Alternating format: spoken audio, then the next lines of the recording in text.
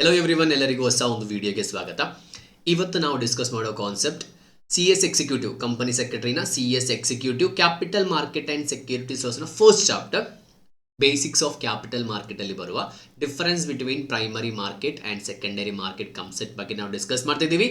So let's start the class.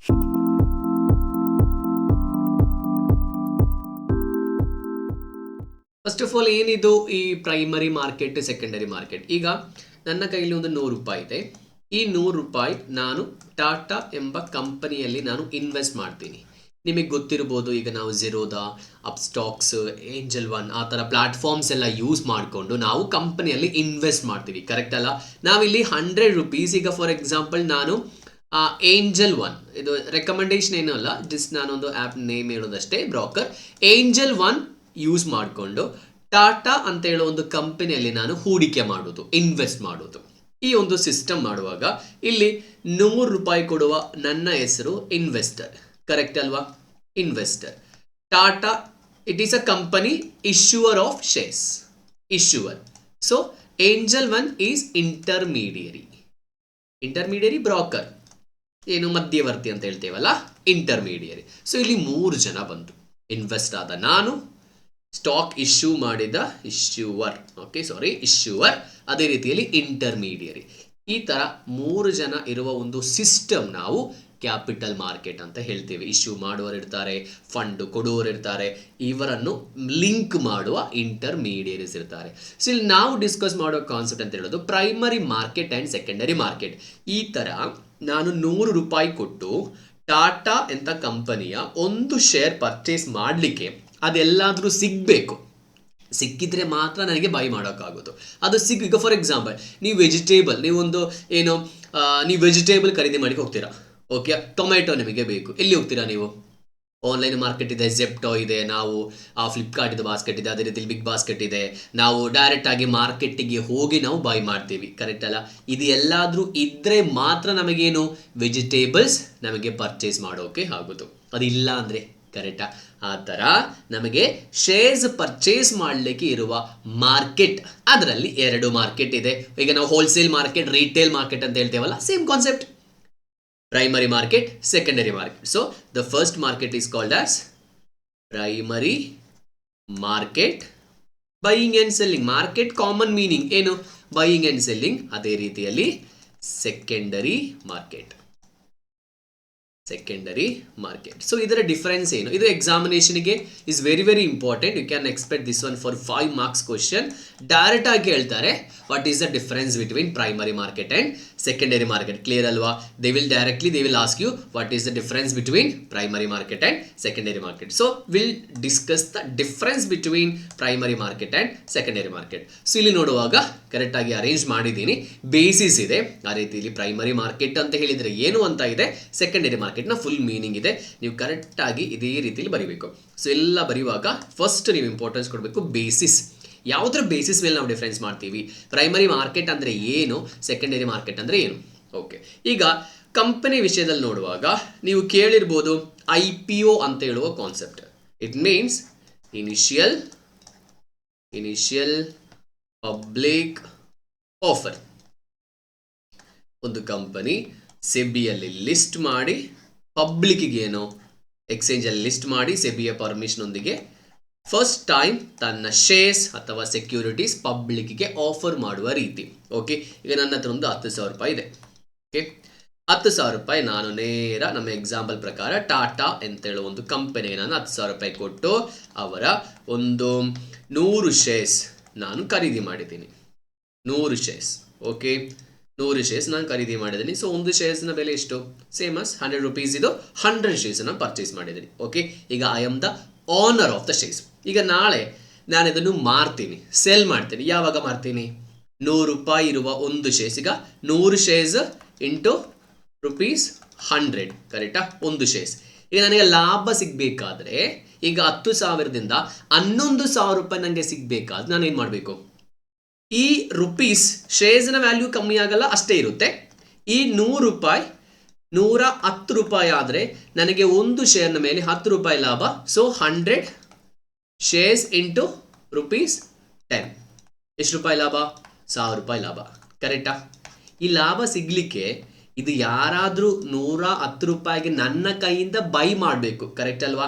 ಈಗ ನಾನಿಲ್ಲಿ 100 ರೂಪಾಯಿಗೆ ಬೈ ಮಾಡಿದ ಒಂದು ಐಟಮ್ 110 ರೂಪಾಯಿಗೆ ಸೆಲ್ ಮಾಡುವಾಗ ಈ ಸೆಲ್ ಮಾಡಿದ್ದು ಬೈ ಮಾಡಲಿಕ್ಕೆ ಒಬ್ರು ಬೇಕು, ಕರೆಕ್ಟ್ ಅಲ್ಲ? ಸೆಲ್ ಮಾಡಿದ್ದು ಬೈ ಮಾಡಲಿಕ್ಕೆ ಒಬ್ರು ಬೇಕು, ಅವರೆಲ್ಲಿರ್ತಾರೆ?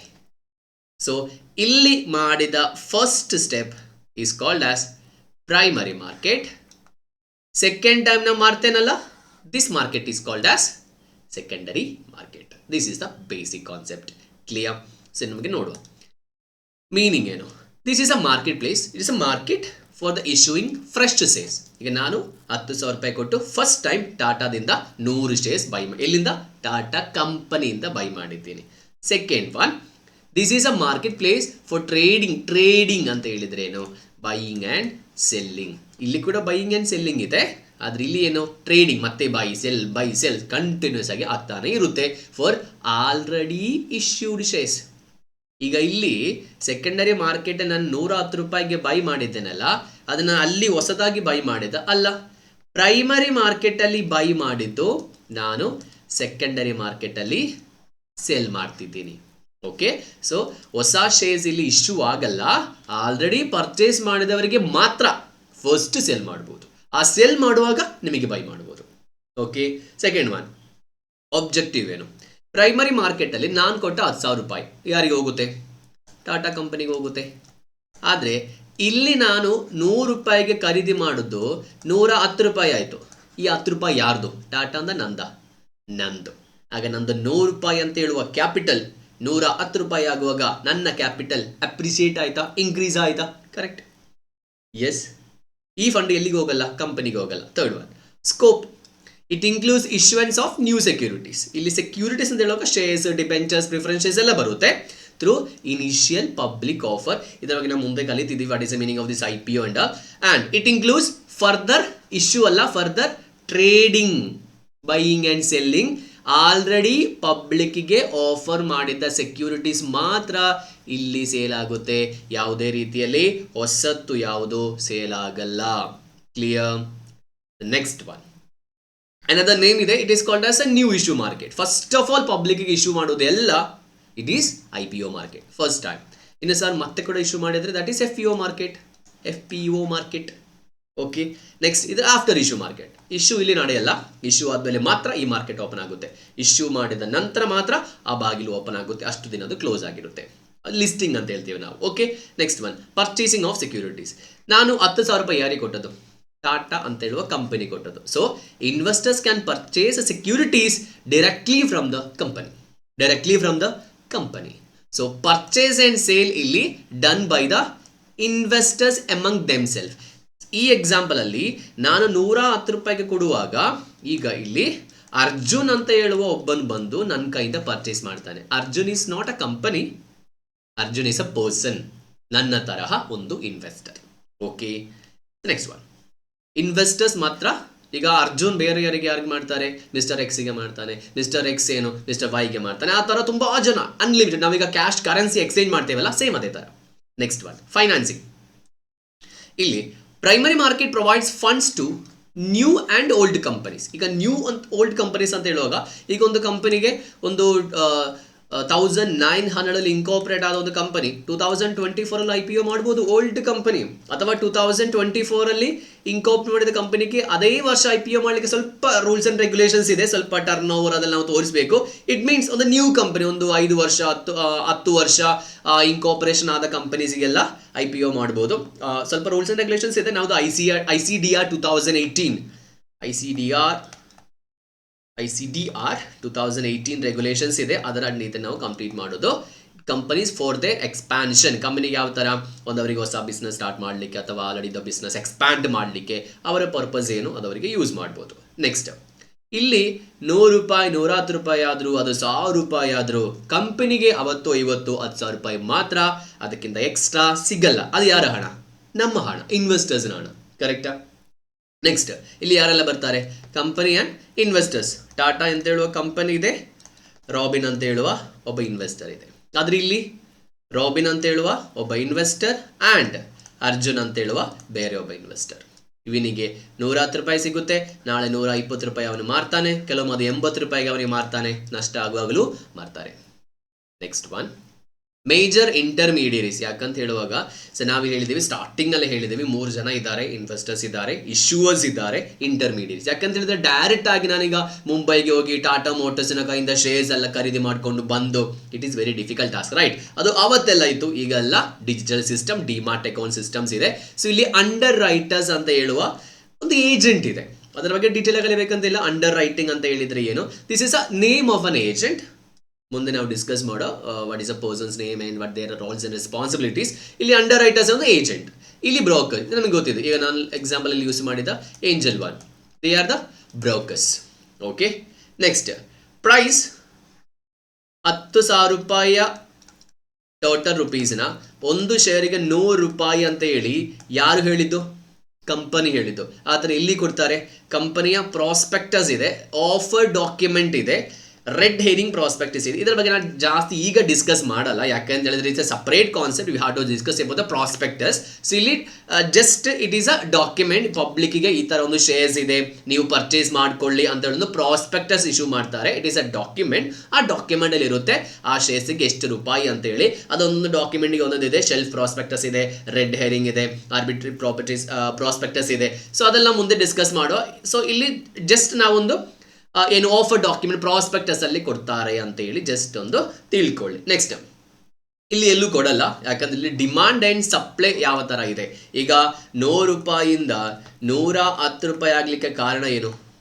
ಏನಾದ್ರೂ ಒಂದು ಡಿಮಾಂಡ್ ಜಾಸ್ತಿ ಆಗುವಾಗ ಅಮೌಂಟ್ ಜಾಸ್ತಿ ಆಗುತ್ತೆ, ಕರೆಕ್ಟಾ? ಈಗ ತುಂಬಾ ಜನ ಮಾರ್ಲಿಕ್ಕಿದ್ದಾರೆ, ಡಿಮಾಂಡ್ ಜಾಸ್ತಿ ಆಗುತ್ತಾ? ಇಲ್ಲ, ಸಪ್ಲೈ ತುಂಬಾ ಇದೆ, ಓವರ್ ಸಪ್ಲೈ ಇದೆ, ಆಟೋಮ್ಯಾಟಿಕ್ ಆಗಿ ನಮ್ದು ಏನಾಗುತ್ತೆ, ಆ ಡಿಮಾಂಡ್ ಅಥವಾ ಅಮೌಂಟ್ ಕಮ್ಮಿ ಆಗುತ್ತೆ. So price fluctuate. ನಾವು ಈಗ ಸ್ಟಾಕ್ ಮಾರ್ಕೆಟ್ ನೋಡಿ ಗೊತ್ತಾಗುತ್ತೆ, ಈ ತರ ಹೋಗುತ್ತೆ, ಈ ತರ ಬಂದು ಮತ್ತೆ ಈ ತರ ನಿಲ್ಲುತ್ತೆ, ಮತ್ತೆ ಈ ತರ. That is a fluctuation, right? Next one utilisation of the fund. Utilisation of the fund, ಈ ಫಂಡ್ ಯಾರು ಯೂಸ್ ಮಾಡ್ತಾರೆ? ಈಗ ಪ್ರೈಮರಿ ಮಾರ್ಕೆಟ್ ಅಲ್ಲಿ ನಾನು ಕೊಟ್ಟ 10,000 ರೂಪೀಸ್ ಯಾರ ಅಕೌಂಟ್ಗೆ ಕ್ರೆಡಿಟ್ ಆಗುತ್ತೆ? ಕರೆಕ್ಟ್ ಆಗಿ ಟಾಟಾ ಅಕೌಂಟ್ಗೆ ಕ್ರೆಡಿಟ್ ಆಗುತ್ತೆ. ಅದು ಯಾರು ಯೂಸ್ ಮಾಡ್ತಾರೆ? ಅವ್ರು ಯೂಸ್ ಮಾಡ್ತಾರೆ. ಪರ್ಪಸ್ ಏನು? ಡೈವರ್ಸಿಫಿಕೇಶನ್, ಎಕ್ಸ್ಪಾನ್ಷನ್, ಯಾವುದೇ ಪರ್ಪಸ್. ಅವ್ರು ಯಾವ ಪರ್ಪಸ್ ಪ್ರಾಸ್ಪೆಕ್ಟಸ್ ಅಲ್ಲಿ ಹೇಳ್ತಾರಾ ಅದೇ ಪರ್ಪಸ್ಗೆ ಅವರು ಯೂಸ್ ಮಾಡಬಹುದು. So fund gained from the primary market becomes the capital of the company. It's a one time. But fund receive from the secondary market become the income of the investors. ಇಲ್ಲಿ 10 ರೂಪಾಯಿ ಯಾರ್ದು? ನಂದು. 120 ರೂಪಾಯಿ ಆಗ್ತಾನೆ, ಅದನ್ನ ಅರ್ಜುನ್ ಮಾಡ್ತಾನೆ. So 10 rupees ಯಾರ್ದು? ಅವಂದು.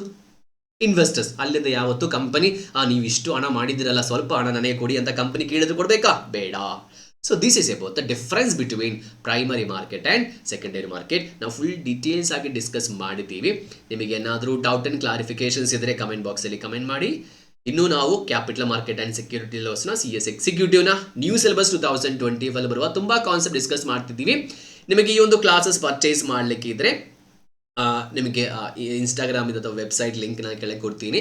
ಡೈರೆಕ್ಟ್ ಆಗಿ ನಿಮಗೆ ಫಾಲೋ ಮಾಡಿ ನಿಮಗೆ ಮೆಸೇಜ್ ಮಾಡ್ಬೋದು. Will see you again in the next video.